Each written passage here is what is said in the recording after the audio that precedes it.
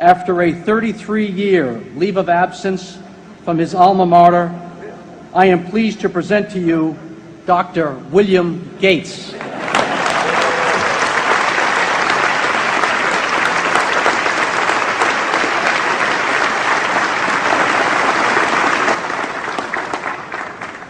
Thank you.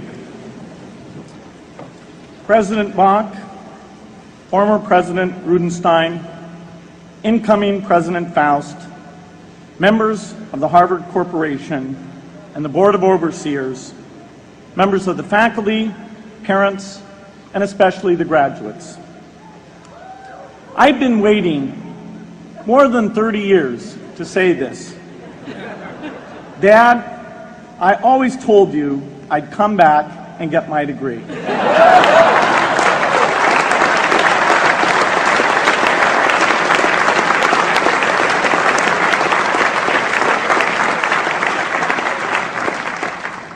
I want to thank Harvard for this honor.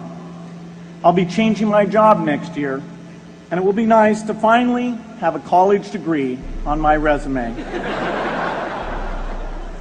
I applaud the graduates for taking a much more direct route to your degrees. For my part, I'm just happy that the Crimson called me Harvard's most successful dropout. I guess that makes me valedictorian of my own special class. I did the best of everyone who failed. But I also want to be recognized as the guy who got Steve Ballmer to drop out of business school.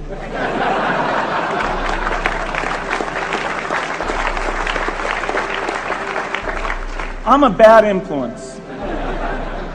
That's why I was invited to speak at your graduation. If I'd spoken at your orientation, fewer of you might be here today.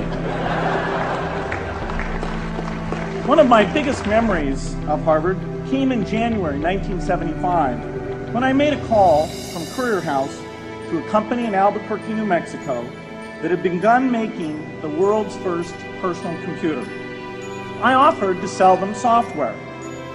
I worried they would realize I was just a student in a dorm and hang up on me. Instead, they said, "We're not quite ready. Come see us in a month," which was a good thing because we hadn't written the software yet. From that moment, I worked day and night on the extra credit project that marked the end of my college education and the beginning of a remarkable journey with Microsoft. What I remember above all about Harvard was being in the midst of so much energy and intelligence. It could be exhilarating, intimidating, sometimes even discouraging, but always challenging.